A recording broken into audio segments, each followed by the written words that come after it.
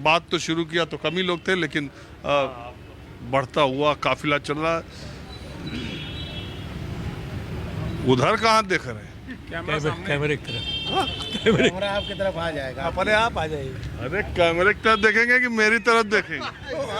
मैं आपकी तरफ पहले देख चुका हूँ, आप तरफ मैं पहले जानता हूँ, देख रहा हूँ। एक बात बताइए, अभी उसी पार्टी में है? कहाँ रहेंगे? आप बुला लीजिए, आपकी पार्टी में चले हम। आपको कांग्रेस, आप जिस पार्टी को ओरिजिनल हैं उसमें बुला लीजिए हमको भी। चलिए आप जिसकी माने, तो आप कांग्रेस पार्टी में कब से? जब से मैं स्टूडेंट लीडर तब से हूँ, आप ये कांग्रेस से। आप ये बताइए, तो वो तो उत्कर्ष का दिन था कांग्रेस पार्टी का, अब थोड़ा डाउनफॉल है, खास करके उत्तर प्रदेश में। इस बार के चुनाव में कांग्रेस के वर्कर्स में उत्साह, उम्मीद कुछ है, या कुल समाजवादी पार्टी पर ही निर्भर है? नहीं, अब तो राहुल जी लड़ रहे हैं ना, तो इसलिए वर्करों में उत्साह बढ़ गया है। अकेले राहुल जी लड़ रहे हैं, अब कोई लड़ता दिखाई पड़ नहीं रहा है, इसलिए उत्साह बढ़ रहा है वर्करों का कि हमारा नेता लड़ रहा है। तो ये जहां हम खड़े होकर बात कर रहे हैं, इसके अगल बगल तो कोई कांग्रेस को सीट मिली नहीं? मिली है बस बांसगांव। मिली। अरे बांसगांव कहाँ है? कहाँ सटा हुआ बॉर्डर है, एकदम दोहरी घाट के सटा हुआ हमारा। अरे एक सीट मिल गई ऐसे। अब आप कह रहे हैं महाराजगंज में मिल गई, उधर बनारस मिल गया है, सटा है। अब क्या चाहते हैं आप? है दोनों अगल सीट मिलने से, ये बॉर्डर इधर, ये बॉर्डर इधर टच कर रहा है। बनारस सीट मिलने से वो कहते हैं हमारे दादाजी बहुत वीर थे, शेर से लड़ गए थे, तो पूछे क्या हुआ, क्या होना क्या था? वही बात आप कर रहे हैं कि राजनारायण कैसे 77 में जीत गए थे? राजनारायण 77 में कैसे जीते थे? अदालत ने। अदालत कैसे जीता है? चुनाव नहीं लड़े थे, चुनाव लड़ के नहीं जीते थे।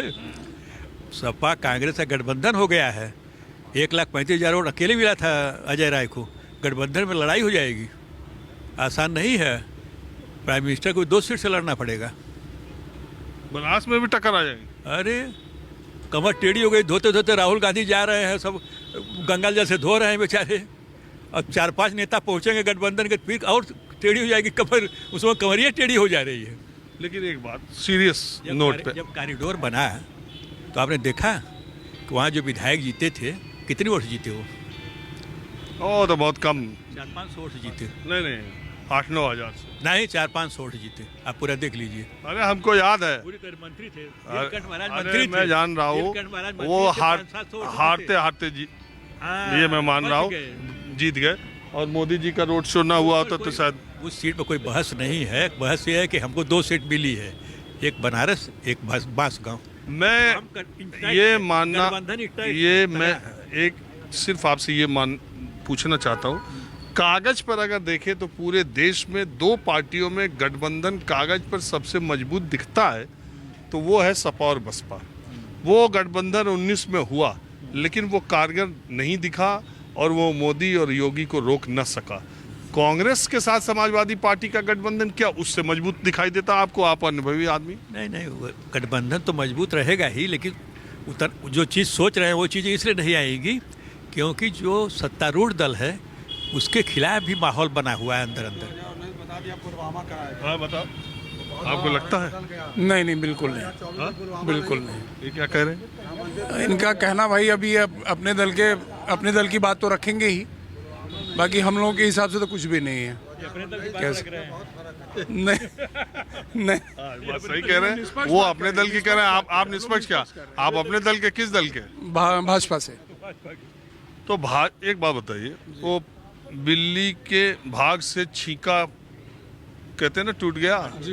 पिछली बार वो गुड्डू जमाली के चुनाव लड़ने से बीजेपी का खाता खुल गया, आपको लगता है कि दोबारा ये हो सकता है? नहीं, उसमें गुड्डू जमाली का क्या श्रेय था? अरे माहौल था, जनता पार्टी के साथ थी, भाजपा के साथ थी। जमाली वोट से जीते, अरे 8-9 हजार वोट से जीता गया उपचुनाव। और गुड्डू जमाली से कितना अंतर? अरे भाई वो तो हमेशा वोट उतना ही पाते हैं, जो भी बीएसपी का कैंडिडेट आता है वो तो कोर वोट है उसका, उतना तो मिलना ही है। अभी सामने आप देखेंगे उतना ही वोट पाएगा, उससे अधिक ही हो सकता है, वोट कम नहीं होगा उसका। इनका ग्राफ गिरेगा। अच्छा, आपको लगता है कि बीजेपी इस पूर्वांचल इलाके में जो उसका 19 में और 22 में सुपड़ा साफ हो गया अब कुछ? क्योंकि ऐसा तो मानते हैं ये तो सब लोग मानते हैं कि पूर्वांचल में मिली करारी हार से बीजेपी के अंदर वो बेचैनी हुई कि दारा सिंह चौहान को ले आओ, ओम प्रकाश राजभर को ले आओ, सबको तुरंत चुनावी नतीजे के बाद ले आए। यहीं बगल से घोषित चुनाव में मैं गया था, दारा सिंह 50,000 वोट से हारे और आपके पार्टी के किसी मूल कार्यकर्ता को एमएलसी नहीं भेजा, वो हारे हुए कैंडिडेट को जो 50,000 दोबारा भेज दिया। इसका मतलब कि इस बेल्ट में बीजेपी डरती है। नहीं, डर नहीं है, डर ये आप नहीं, ये शब्द गलत है कि डरती है बीजेपी। नहीं, मैं नतीजे 1922 के नहीं, 19 और 22 के नतीजों से हम बेहतर नतीजा 24 में लाएंगे, बेहतर आएगा। आजमगढ़ में नहीं आने वाला है। नहीं, ये कौन सी बात है? अब